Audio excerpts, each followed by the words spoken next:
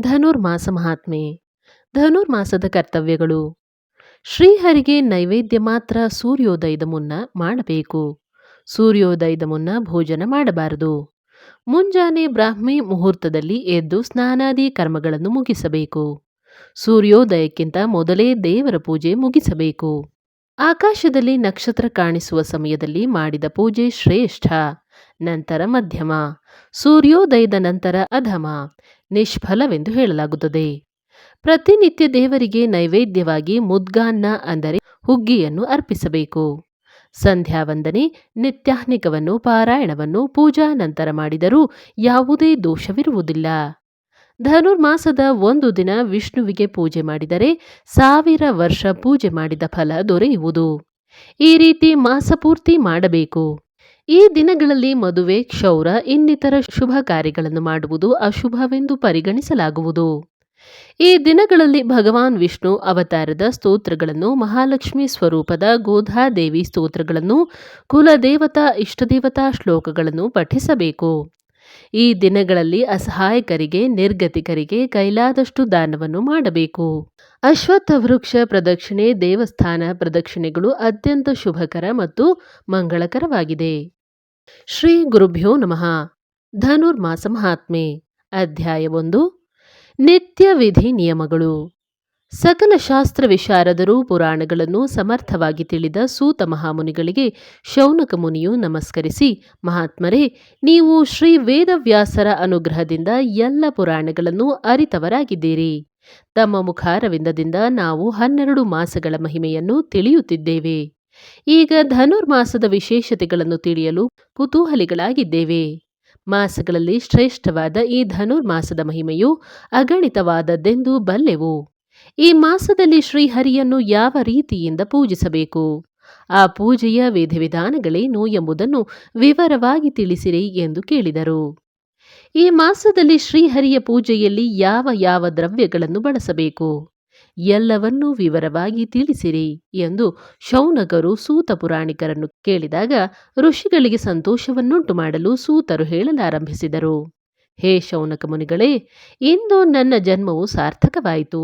ನಾನು ಧನ್ಯನಾದೆನು. ಹರಿ ಎಂಬೆರಡು ಅಕ್ಷರಗಳನ್ನು ಹೇಳುವುದರಿಂದಲೇ ಸರ್ವ ಪಾಪಗಳು ನಾಶ ಹೊಂದುತ್ತವೆ. ನೀವು ಶ್ರೀಹರಿಯ ಪೂಜೆಯ ಬಗ್ಗೆ ತಿಳಿಸಲು ಕೇಳಿಕೊಂಡಿದ್ದೀರಿ. ಶ್ರೀಹರಿಯ ಪೂಜೆ, ಸೇವೆ, ಭಕ್ತಿ ಕಾರ್ಯಗಳನ್ನು ವಿವರಿಸುವುದು ಪಾಪನಾಶಕ ಕಾರ್ಯವಾಗಿರುವುದು ಎಂಬುದರಲ್ಲಿ ಸಂಶಯವಿಲ್ಲ. ಆದ್ದರಿಂದ ಯಾವುದೇ ಕಾಲವಾಗಲಿ ಮಾನವರು ಶ್ರೀಹರಿಯ ಸೇವಾ ಕಾರ್ಯಗಳನ್ನು ಬಿಡಬಾರದು ಎಂದು ಸೂತರು ಹೇಳಿದರು. ಬೆಳಗಿನ ಸಮಯದಲ್ಲಿಯೇ ಸೂರ್ಯನು ಧನು ರಾಶಿಯಲ್ಲಿರುವಾಗ ಹೊರಗಿನ ಜಲಾಶಯದಲ್ಲಿ ಸ್ನಾನ ಮಾಡಲು ಹೋಗುವವನು ಒಂದೊಂದು ಹೆಜ್ಜೆ ನಡೆಯುತ್ತಲೇ ಅಶ್ವಮೇಧ ಯಾಗ ಮಾಡಿದ ಫಲವನ್ನು ಪಡೆಯುತ್ತಾನೆ.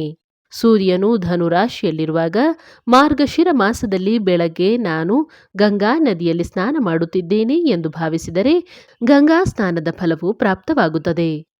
ಪ್ರತಿದಿನವೂ ಬ್ರಾಹ್ಮಿ ಮುಹೂರ್ತದಲ್ಲಿ ಎದ್ದು ಗ್ರಾಮದಿಂದ ಹೊರಗೆ ಹೋಗಿ ನಿತ್ಯ ಕರ್ಮಗಳನ್ನು ಮುಗಿಸಿ ನದಿಯಲ್ಲಿ ಸ್ನಾನ ಮಾಡಿದವನು, ಮೃತ್ತಿಕೆಯನ್ನು ಶೌಚಕ್ಕಾಗಿ ಬಳಸುವವನು ಸದಾ ಶ್ರೀಕೃಷ್ಣನನ್ನು ಧ್ಯಾನಿಸುತ್ತಿರಬೇಕು.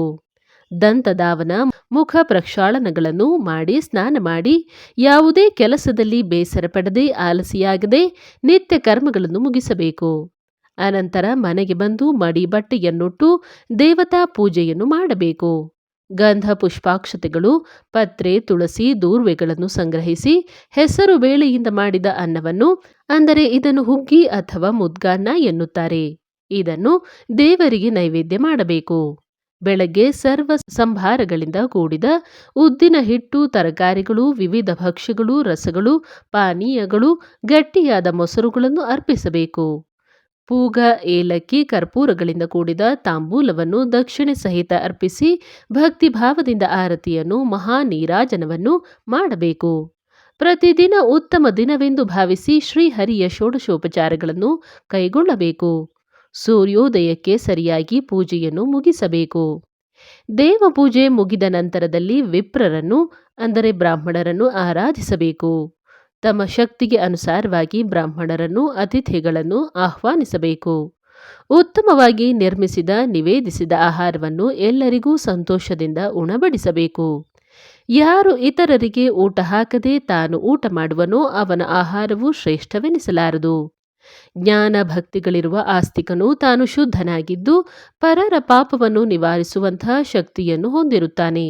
ಆದುದರಿಂದ ಸರ್ವತಂತ್ರ ಸ್ವತಂತ್ರನೆನಿಸಿದ ಶ್ರೀಹರಿಯಲ್ಲಿ ಸದಾ ಆಸಕ್ತನಾಗಿದ್ದು ಉತ್ತಮನಾದ ಆಸ್ತಿಕನಿಗೆ ಯಾರು ಭೋಜನಾದಿಗಳನ್ನು ನೀಡಿ ಪೂಜಿಸುವರೋ ಅವರು ಸರ್ವಶ್ರೇಷ್ಠರೆನಿಸುತ್ತಾರೆ.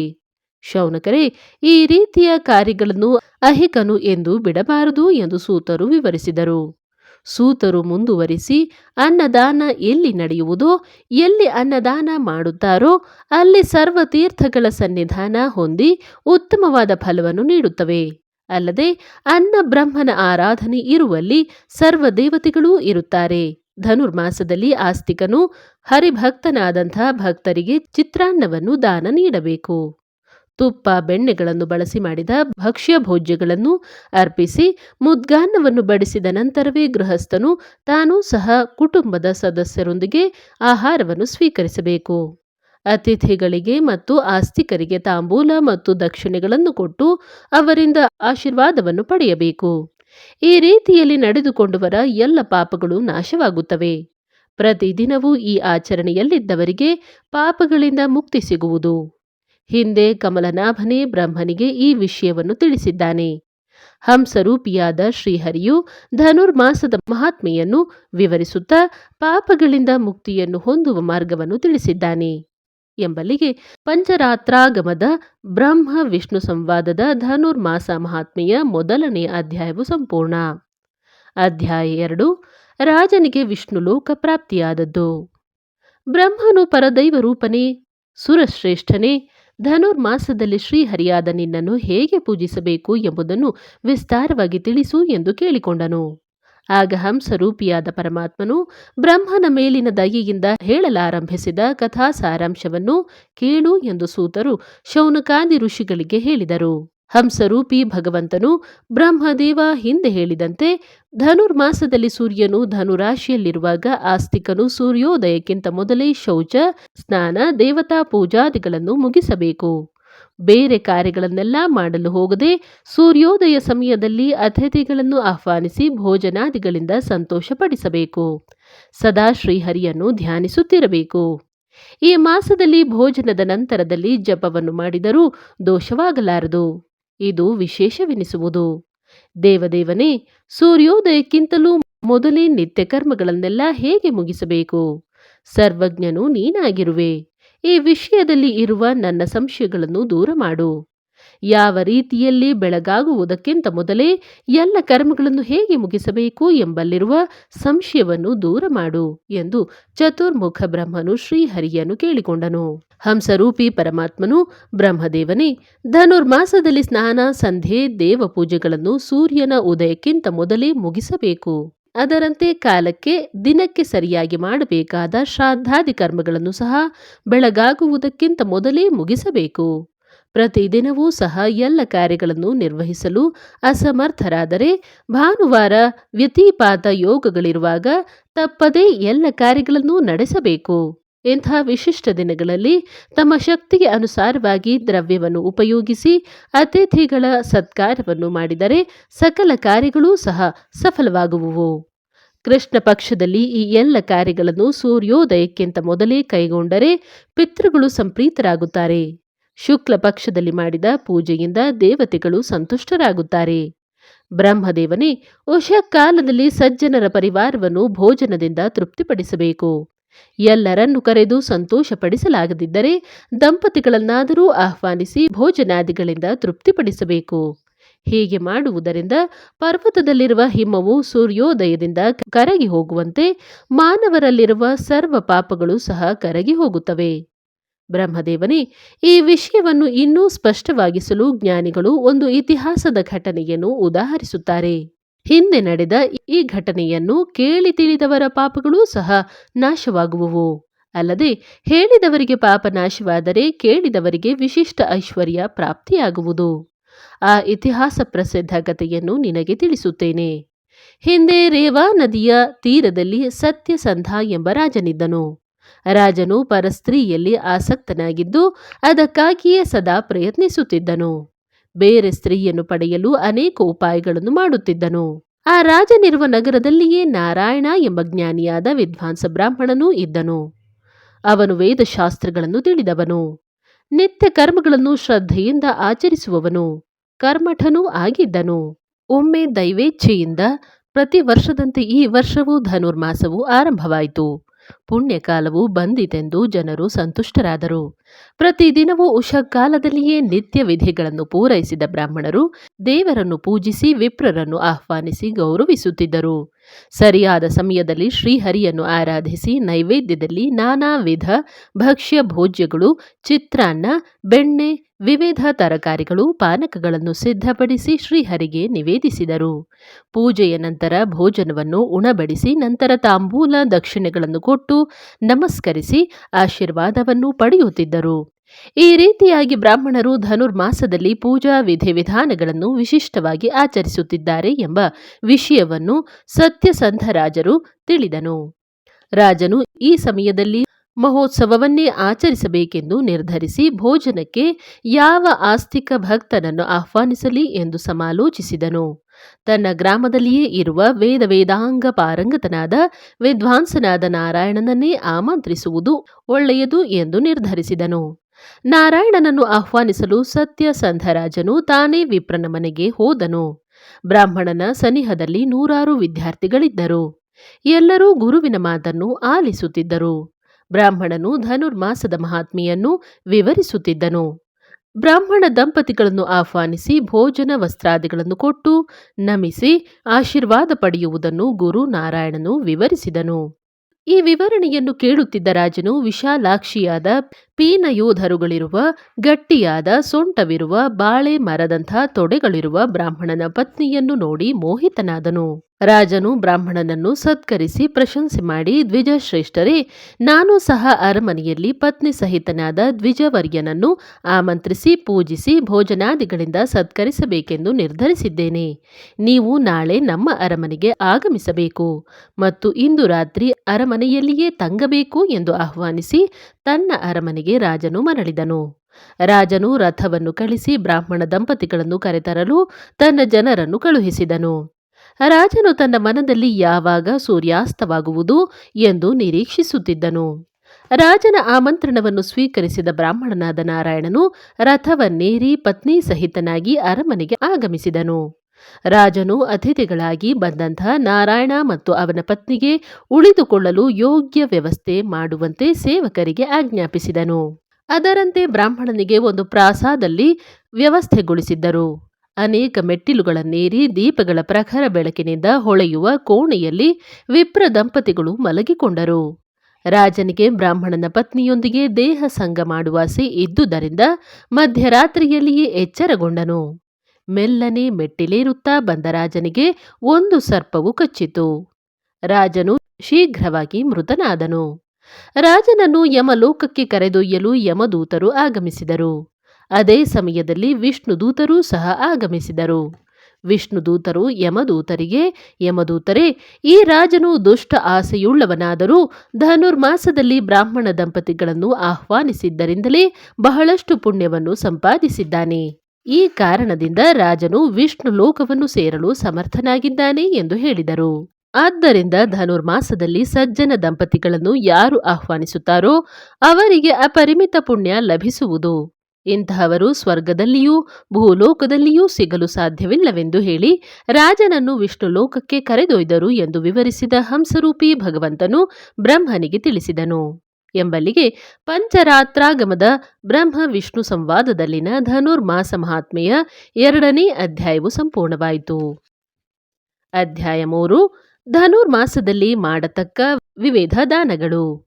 ಬ್ರಹ್ಮದೇವನು, ಶ್ರೀಹರಿಯೇ, ಅಖಿಲಾಂಡ ಕೋಟಿ ಬ್ರಹ್ಮಾಂಡ ನಾಯಕನೇ, ದೇವದೇವೋತ್ತಮನೇ, ದೇವಶಿಖಾಮಣಿಯೇ, ಪುರುಷೋತ್ತಮನೇ, ಧನುರ್ಮಾಸದಲ್ಲಿ ನಿನ್ನ ಪೂಜೆಯನ್ನು ಹೇಗೆ ಮಾಡಬೇಕು, ಯಾವ ವಸ್ತುಗಳನ್ನು ನೈವೇದ್ಯವಾಗಿ ಅರ್ಪಿಸಬೇಕು, ಯಾವ ಯಾವ ವಸ್ತುಗಳನ್ನು ದಾನ ಮಾಡಬೇಕು ಎಂದು ಶ್ರೀಹರಿಯನ್ನು ಕೇಳಿದನು.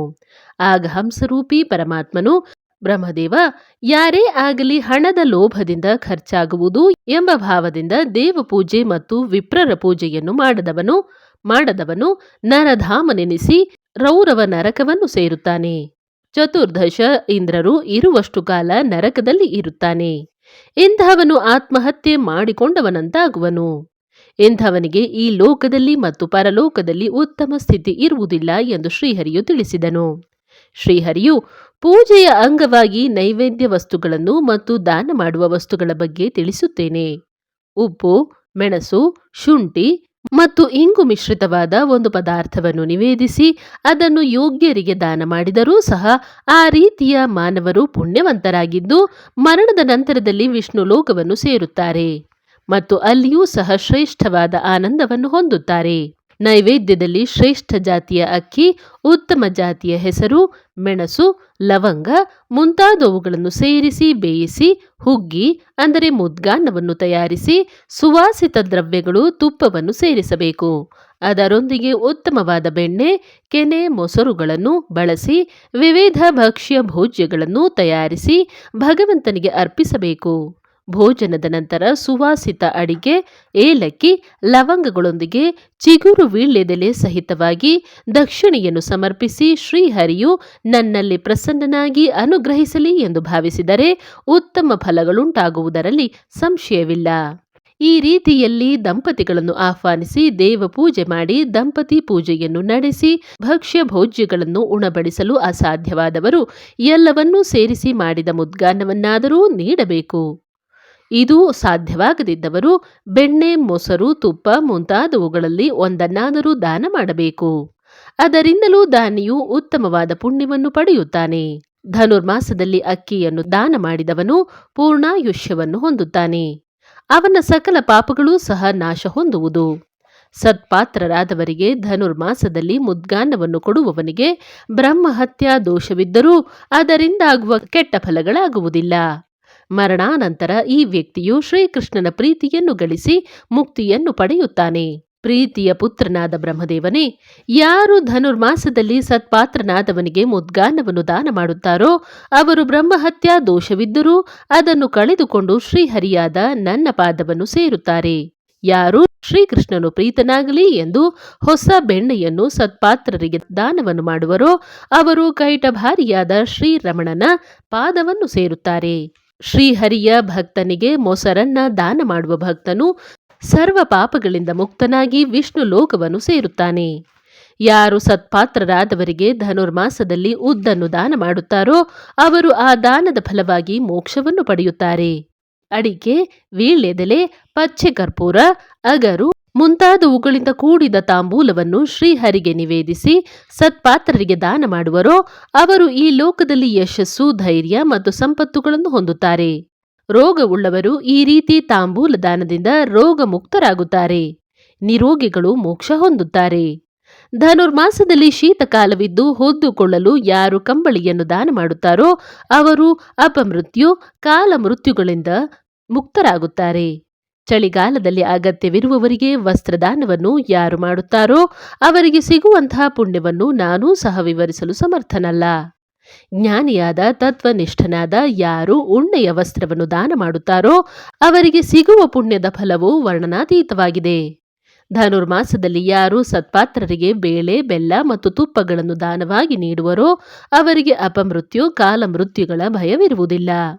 ಧನುರ್ಮಾಸದಲ್ಲಿ ಯಾರು ಕುಂಬಳಕಾಯಿಯನ್ನು ದಾನ ಮಾಡುವರೋ ಅವರ ಸಂತತಿ ನಾಶವಾಗುವುದಿಲ್ಲ. ಅಂಥವರ ವಂಶದಲ್ಲಿ ಅನೇಕ ಸತ್ಪುರುಷರು ಮುಂದೆ ಜನಿಸುತ್ತಾರೆ. ಧನುರ್ಮಾಸದಲ್ಲಿ ತೆಂಗಿನಕಾಯಿಯನ್ನು ದಾನ ಮಾಡುವುದರಿಂದ ಮುಂದಿನ 7 ಜನ್ಮಗಳಲ್ಲಿ ಮತ್ತೆ ಸತ್ಕುಲದಲ್ಲಿ ಜನಿಸಿ ವೇದ ಪಾರಂಗತವಾಗಿ ಶ್ರೀಮಂತನಾಗಿಯೂ ಇರುತ್ತಾನೆ. ಇಂಥವನು ಮರಣಾನಂತರವೂ 7 ಕುಲದವರಿಂದ ಸೇರಿ ಶ್ರೀ ವಿಷ್ಣು ಲೋಕದಲ್ಲಿ ಸುಖವಾಗಿರುತ್ತಾನೆ. ಮಗನೇ, ಹೀಗೆ ಧನುರ್ಮಾಸದಲ್ಲಿ ವಿವಿಧ ದಾನಗಳಿಂದ ಮಾನವರಿಗೆ ವಿವಿಧ ಫಲಗಳಾಗುತ್ತವೆ. ಈ ದಾನಗಳು ನನಗೆ ಪ್ರಿಯವೆನಿಸುತ್ತವೆ. ಆದುದರಿಂದಲೇ ಜ್ಞಾನಿಗಳು ಧನುರ್ಮಾಸದಲ್ಲಿ ದಾನವನ್ನು ಪ್ರಶಂಸಿಸಿದ್ದಾರೆಂದು ಹಂಸರೂಪಿ ಭಗವಂತನು ಬ್ರಹ್ಮನಿಗೆ ಹೇಳಿದನು ಎಂಬಲ್ಲಿಗೆ 3ನೆಯ ಅಧ್ಯಾಯವು ಸಂಪೂರ್ಣವಾಯಿತು. ಅಧ್ಯಾಯ 4 ಅತಿಥಿ ಭೋಜನ ಮತ್ತು ಸ್ವಯಂ ಪಾಕ ಮಹಿಮೆ. ದೇವದೇವನೇ, ಪರಮಾತ್ಮನೇ, ನೀನು ಧನುರ್ಮಾಸದಲ್ಲಿ ಭೋಜನಕ್ಕೆ ಹಿಂದಿನ ದಿನವೇ ಸಜ್ಜನರನ್ನು, ಬ್ರಾಹ್ಮಣ ದಂಪತಿಯನ್ನು ಆಮಂತ್ರಿಸಬೇಕೆಂದು ತಿಳಿಸಿರುವೆ. ಮರುದಿವಸ ಮುಂಜಾನೆಯೇ ಭೋಜನವಿರುವುದು ಎಂದಿರುವೆ. ಇವೆಲ್ಲವನ್ನು ಮಾಡಲು ಅನುಕೂಲವಿಲ್ಲದವರು ಯಾವ ರೀತಿ ಧನುರ್ಮಾಸದ ವ್ರತವನ್ನು ಆಚರಿಸಬೇಕೆಂದು ತಿಳಿಸು. ನೀನು ಸರ್ವಜ್ಞನಾದ್ದರಿಂದ ನೀನೇ ಎಲ್ಲವನ್ನು ತಿಳಿಸಿ ಅನುಗ್ರಹಿಸಬೇಕು ಎಂದು ಬ್ರಹ್ಮದೇವನು ಶ್ರೀಹರಿಯನ್ನು ಕೇಳಿಕೊಂಡನು. ಹಂಸರೂಪಿ ಭಗವಂತನು ಸುರಶ್ರೇಷ್ಠನೇ, ಧನುರ್ಮಾಸದಲ್ಲಿ ಭಕ್ತನು ಸತ್ಪಾತ್ರರನ್ನು ತನ್ನ ಮನೆಗೆ ಕರೆದು ಭೋಜನವನ್ನು ನೀಡಿ ಸತ್ಕರಿಸುವುದಕ್ಕಿಂತಲೂ ಅವರ ಮನೆಗೆ ಹೋಗಿ ಅವರನ್ನು ಪೂಜಿಸಿ ಅಡುಗೆ ಮಾಡಿ ಭೋಜನವನ್ನು ನೀಡಿದರೆ 2 ಪಟ್ಟು ಪುಣ್ಯವು ಲಭಿಸುವುದು. ಬ್ರಾಹ್ಮಣರ ಮನೆಗಳಿಗೆ ಹೋಗಿ ತಾನು ತಂದ ವಸ್ತುಗಳನ್ನು ಬ್ರಾಹ್ಮಣರಿಗೆ ನೀಡಿ ಅವರ ಪತ್ನಿಯರು ಸಿದ್ಧಪಡಿಸಿದ ಭೋಜನವನ್ನು ಮಾಡುವುದಕ್ಕಿಂತಲೂ ತಾನು ತಂದ ವಸ್ತುಗಳಿಂದ ತಾನೇ ಅಡುಗೆ ಮಾಡಿ ಊಟ ಹಾಕಿದರೆ 2 ಪಟ್ಟು ಪುಣ್ಯ ಲಭಿಸುವುದು. ತನ್ನ ಮನೆಯಲ್ಲಿ ಸಿದ್ಧಪಡಿಸಿದ ಭೋಜನ ವಸ್ತುಗಳನ್ನು ಅವರ ಮನೆಗೆ ಕೊಂಡೊಯ್ದು ಊಟ ಹಾಕಿದರೆ 2 ಪಟ್ಟು ಪುಣ್ಯ ಅಧಿಕವಾಗಿ ಸಿಗುತ್ತದೆ. ಈ ರೀತಿ ಮಾಡಿದವರು ಎಲ್ಲ ಪಾಪಗಳಿಂದಲೂ ಮುಕ್ತರಾಗಿ ಶ್ರೀಹರಿಯ ಮಂದಿರವನ್ನು ಸೇರಿ ಆನಂದ ಹೊಂದುತ್ತಾರೆ. ತಾನೂ ಸಹ ಅವರ ಮನೆಯಲ್ಲಿಯೇ ಶೇಷ ಪದಾರ್ಥವನ್ನು ಸೇವಿಸಬೇಕು. ಅಂಥವರು ಪಾಪ ಮುಕ್ತರಾಗಿ ವಿಷ್ಣು ಲೋಕ ಸೇರುತ್ತಾರೆ. ಶ್ರೀಹರಿಯ ಭಕ್ತರ ಮನೆಯಲ್ಲಿ ಅನ್ನವನ್ನೇ ಬೇಡಿ ಪಡೆದು ಸ್ವೀಕರಿಸಬೇಕು. ಒಂದು ವೇಳೆ ಅನ್ನವು ಸಿಗದಿದ್ದರೆ ನೀರನ್ನಾದರೂ ಬೇಡಿ ಕುಡಿಯಬೇಕು. ಈ ರೀತಿಯಲ್ಲಿ ಪತ್ನಿ ಸಹಿತನಾದ ಆಸ್ತಿಕನಿಗೆ ಅವನ ಮನೆಯಲ್ಲಿಯೇ ಭೋಜನವನ್ನು ಮಾಡಿಸಿ ತನ್ನ ಮನೆಗೆ ಬಂದು ಭೋಜನವನ್ನು ಮಾಡುವವರಿಗೂ ಸಹ ಶ್ರೀಹರಿಯ ಸನ್ನಿಧಾನದಿಂದ ಮುಕ್ತಿ ಸಿಗುವುದು. ಅತಿಥಿಯು ಯಜಮಾನನ ಮನೆಯಲ್ಲಿಯೇ ಅಡುಗೆ ಮಾಡಿಕೊಂಡು ಊಟ ಮಾಡಿದರೆ 2 ಪಟ್ಟು ಪುಣ್ಯ ಸಿಗುವುದು. ಈ ವಿಷಯದಲ್ಲಿ ಪಾಂಡವರಿದ್ದ ದ್ವಾಪರಯುಗದ ಒಂದು ಇತಿಹಾಸವನ್ನು ತಿಳಿಸುತ್ತೇನೆ. ಹಿಂದೆ ಪಾಂಡವರು ಒಮ್ಮೆ ಒಂದು ಯಜ್ಞವನ್ನು ಆರಂಭಿಸಿದರು. ಪ್ರತಿದಿನವೂ ಸಹಸ್ರ ಹರಿಭಕ್ತರಿಗೆ ಭೋಜನವನ್ನು ಹಾಕಿಸುತ್ತಿದ್ದರು. ಯಜ್ಞದಂಗವಾಗಿ ಈ ಅತಿಥಿ ಭೋಜನವು ಪ್ರತಿದಿನವೂ ನಡೆಯುತ್ತಿತ್ತು. ಒಂದು ದಿನ ಮಧ್ಯಾಹ್ನದ ಸಮಯದಲ್ಲಿ ಅನ್ನಾರ್ಥಿಯಾಗಿ ಒಬ್ಬಾತನು ಆಗಮಿಸಿದನು. ಧರ್ಮರಾಜನ ಅರಮನೆಯ ಎದುರಿಗೆ ಬಂದು ನಿಂತು, ಮಹಾರಾಜನಾದ ಧರ್ಮರಾಜನೇ, ನನಗೆ ಭೋಜನವನ್ನು ನೀಡು ಎಂದು ಕೇಳಿದನು. ಧರ್ಮರಾಜನು, ಪೂಜ್ಯರೇ, ಸ್ನಾನ ಮಾಡಿ ಬನ್ನಿರಿ, ಅಷ್ಟರಲ್ಲಿ ಭೋಜನಕ್ಕೆ ಸಿದ್ಧವಾಗುವುದು ಎಂದನು. ಆತನು, ಮಹಾರಾಜ, ನಾನು ಸ್ವಯಂ ಪಾಕ ಮಾಡಿ ಊಟ ಮಾಡುವವನು. ಸ್ವಲ್ಪ ಸ್ಥಳವನ್ನು ಕೊಟ್ಟರೆ ನಾನೇ ಅಡುಗೆ ಮಾಡಿಕೊಳ್ಳುತ್ತೇನೆ ಎಂದು ಹೇಳಿದನು. ಧರ್ಮರಾಜನು ಗಟ್ಟಿಯಾಗಿ ನಗುತ್ತಲೇ, ಇದು ಯಜ್ಞ ಭೂಮಿಯಾಗಿದೆ. ಇಲ್ಲಿ ಪ್ರತ್ಯೇಕ ಸ್ಥಳವಿಲ್ಲ, ಅಡುಗೆ ಪದಾರ್ಥಗಳೂ ಇಲ್ಲ. ನೀವು ಸ್ನಾನ ಮಾಡಿ ಬರುವುದರೊಳಗೆ ದ್ರೌಪದಿಯು ಅಡುಗೆಯನ್ನು ಮಾಡಿಸುತ್ತಾಳೆ. ಭೀಮಸೇನನು ನಿಮಗೆ ಊಟವನ್ನು ಬಡಿಸುತ್ತಾನೆ ಎಂದು ಧರ್ಮರಾಜನು ಆ ಅತಿಥಿಗೆ ಹೇಳಿದನು. ನಾನು ಯಜ್ಞದ ಯಜಮಾನನಾಗಿದ್ದೇನೆ. ನಾನು ಬ್ರಾಹ್ಮಣ ಭೋಜನವನ್ನು ಮಾಡಿಸುವಾಗ ಕೃಷ್ಣಾರ್ಪಣ ಎಂದು ಹೇಳುತ್ತೇನೆ. ನನ್ನ ಮನೆಯಲ್ಲಿ ನಿಮಗೆ ಭೋಜನದ ಸಕಲ ವ್ಯವಸ್ಥೆಯಾಗುವುದು, ಸಂಶಯ ಬೇಡ ಎಂದು ಧರ್ಮರಾಜನು ಹೇಳಿದಾಗ ಆತನು ಒಂದು ಕ್ಷಣ ಯೋಚಿಸಿ ಧರ್ಮರಾಜನ ಎದುರಿಗೆ ನಿಂತುಕೊಂಡನು. ಆ ಸಮಯದಲ್ಲಿಯೇ ಅಲ್ಲಿಗೆ ದ್ವಾರಕಾಧೀಶನಾದ ಶ್ರೀಕೃಷ್ಣನು ಆಗಮಿಸಿದನು. ಆತನು ನಿಂತಿದ್ದನ್ನು ನೋಡಿ, ಧರ್ಮರಾಜ, ಈತನೇಕೆ ಇಲ್ಲಿ ನಿಂತುಕೊಂಡಿದ್ದಾನೆ ಎಂದು ಕೇಳಿದಾಗ ಧರ್ಮರಾಜನು, ಈ ಹರಿಭಕ್ತನು ಸ್ವಯಂ ಪಾಕ ಮಾಡಿ ಊಟವನ್ನು ಮಾಡುವವನಂತೆ ಎಂದನು. ಶ್ರೀಹರಿ ಅರಮನೆಯೇ ಯಾಗಭೂಮಿಯಾಗಿದೆ. ಈತನಿಗೆ ಅಡುಗೆ ಮಾಡಿಕೊಳ್ಳಲು ಸ್ಥಳವಿಲ್ಲದಾಗಿದೆ. ಹಾಗಾಗಿ ಯೋಚಿಸುತ್ತಿದ್ದೇನೆ ಎಂದಾಗ ಶ್ರೀಕೃಷ್ಣನು ಅವನನ್ನು ಮುಂದೆ ಹೋಗಲು ತಿಳಿಸು ಎಂದನು. ಧರ್ಮರಾಜನು, ಶ್ರೀಹರಿ ಸುಖವಾಗಿ ಮುಂದಕ್ಕೆ ಹೋಗು ಎನ್ನಲು ನನಗೆ ಶಕ್ತಿ ಇಲ್ಲವಾಗಿದೆ ಎಂದಾಗ, ಹಾಗಾದರೆ ಆತನಿಗೆ ಅಡುಗೆ ಮಾಡಿಕೊಳ್ಳಲು ಸ್ಥಳವನ್ನು ನೀಡು ಎಂದನು. ಧರ್ಮರಾಜನು ಆತನಿಗೆ, ಹೇ ಸಜ್ಜನ ಶ್ರೇಷ್ಠನೇ, ನಿಮಗೆ ಸ್ವಯಂ ಪಾಕ ಮಾಡಿಕೊಳ್ಳಲು ಜಾಗವನ್ನು ಮಾಡಲಾಗುವುದು. ನೀವು ಸ್ವಯಂ ಪಾಕವನ್ನು ಮಾಡಿಕೊಳ್ಳಬಹುದು ಎಂದನು. ಅವನಿಗೆ ಸಂತೋಷವಾಯಿತು. ಹಾಗೇ ಆಗಲಿ ಎಂದು ಧರ್ಮರಾಜನ ಮನೆಯಲ್ಲಿ ಎಲ್ಲ ವಸ್ತುಗಳನ್ನು ಉಪಯೋಗಿಸಿ ಪಾಕವನ್ನು ಸಿದ್ಧಪಡಿಸಿದನು. ಅನಂತರ ಅನೇಕರೊಂದಿಗೆ ಊಟ ಮಾಡಿದನು. ಶ್ರೀಕೃಷ್ಣನು ಆತನ ಎಂಜಲೆಲೆಯನ್ನು ಬಿಟ್ಟು ಉಳಿದೆಲೆಗಳನ್ನು ತಾನೇ ಎತ್ತಿ ಹೊರಗೆ ಚೆಲ್ಲಿ ಸ್ಥಳವನ್ನು ಶುದ್ಧಗೊಳಿಸಿದನು. ಇದನ್ನು ನೋಡಿದ ಧರ್ಮರಾಜನು, ಶ್ರೀಹರಿಯೇ, ಈ ಆಸ್ತಿಕನು ಉಂಡ ಎಲೆಯನ್ನು ಏಕೆ ಹಾಗೇ ಬಿಟ್ಟಿರುವೆ ಎಂದು ಕೇಳಿದಾಗ ಧರ್ಮರಾಜ, ಅರೆ, ಅದು ಮರೆತೇ ಹೋಯಿತು ಎಂದನು. ಸಾಕ್ಷಾತ್ ಶ್ರೀಕೃಷ್ಣನು ನಮ್ಮ ಎಂಜಲೆಲೆಯನ್ನು ತೆಗೆಯುವುದು ಸರಿಯಲ್ಲವೆಂದು ಭಾವಿಸಿ ಧರ್ಮರಾಜನೇ ಆತನ ಉಂಡ ಎಲೆಯನ್ನು ತೆಗೆದನು. ಆಗ ಆಶ್ಚರ್ಯವೆಂಬಂತೆ ಒಂದು ಎಲೆಯನ್ನು ತೆಗೆದಂತೆಲ್ಲ ಅನೇಕ ಎಲೆಗಳು ಅಲ್ಲಿ ಕಂಡುಬಂದವು. ಧರ್ಮರಾಜನಿಗೆ ಬಹಳ ಆಶ್ಚರ್ಯವಾಯಿತು. ಶ್ರೀಕೃಷ್ಣನೇ ಆ ಹರಿಭಕ್ತನಾಗಿ ಬಂದಿದ್ದನು ಎಂದು ಮತ್ತು ಹರಿಭಕ್ತರೆಲ್ಲ ದೇವತೆಗಳೆಂದೂ ತಿಳಿದನು. ಧರ್ಮರಾಜನು ಸ್ವಯಂ ಪಾಕದ ಮಹಿಮೆಯನ್ನು ತಿಳಿದುಕೊಂಡನು. ಪ್ರತ್ಯೇಕ ವೈಶ್ವದೇವವನ್ನು ಮಾಡುವುದರಿಂದ ದೇವತೆಗಳು ಪ್ರಸನ್ನರಾಗುವರೆಂದು ಧರ್ಮರಾಜನು ತಿಳಿದನು. ಧನುರ್ಮಾಸದ ಮಹಿಮೆಯನ್ನು ಕೊಂಡಾಡಿದನು. ಬ್ರಹ್ಮದೇವನೇ, ಸ್ವಯಂ ಪಾಕ ಮಾಡಿ ಸತ್ಪಾತ್ರರಿಗೆ ಭೋಜನವನ್ನು ಮಾಡಿಸುವುದರಿಂದ ಅಧಿಕ ಪುಣ್ಯ ಪ್ರಾಪ್ತಿಯಾಗುವುದು. ಸತ್ಪಾತ್ರನಾದವನಿಗೆ ಕುಂಬಳಕಾಯಿಯನ್ನು ಕೊಟ್ಟರೆ ವಂಶದಲ್ಲಿ ಸಂತತಿಯು ಅಭಿವೃದ್ಧಿಯಾಗುವುದು. ಈ ರೀತಿಯ ಮಹಿಮೆಯಿಂದ ಕೂಡಿದ ಧನುರ್ಮಾಸದ ಮಹಾತ್ಮೆಯನ್ನು ಯಾರು ಭಕ್ತಿಯಿಂದ ಹೇಳುವರೋ ಅಥವಾ ಕೇಳುವರೋ ಅವರಿಗೆ ಧನುರ್ಮಾಸದ ದಾನ ಧರ್ಮ, ಉಪವಾಸ, ಸಜ್ಜನರ ಸಂಘ ಎಂಬಂತೆ ಎಲ್ಲ ರೀತಿಯಾದ ಕಾರ್ಯಗಳ ಫಲಗಳು ಈ ಲೋಕದಲ್ಲಿ ಸುಖ, ಶಾಂತಿ, ಸಮೃದ್ಧಿಗಳಾಗುವುದು. ಧನುರ್ಮಾಸ ಮಹಾತ್ಮೆಯನ್ನು ಕೇಳಿದವರಿಗೆ ಮರಣಾನಂತರ ಶ್ರೀಹರಿಯ ಸಾನ್ನಿಧ್ಯ ದೊರಕುವುದು ಎಂದು ಹಂಸರೂಪಿ ಪರಮಾತ್ಮ ಹೇಳಿದ ವಿಷಯವನ್ನೇ ಸೂತರು ಋಷಿಗಳಿಗೆ ಹೇಳಿದರು ಎಂಬಲ್ಲಿಗೆ 4ನೆಯ ಅಧ್ಯಾಯವು ಸಂಪೂರ್ಣವಾಯಿತು. ಇಲ್ಲಿಗೆ ಧನುರ್ಮಾಸ ಮಹಾತ್ಮೆಯ ಕಥೆಯು ಮುಗಿಯಿತು. ಶ್ರೀ ಲಕ್ಷ್ಮೀ ನರಸಿಂಹಾರ್ಪಣಮಸ್ತು. ಶ್ರೀ ಕೃಷ್ಣಾರ್ಪಣಮಸ್ತು. ಧನುರ್ಮಾಸ ಆಚರಣೆಯಿಂದ ಫಲಪ್ರಾಪ್ತಿ.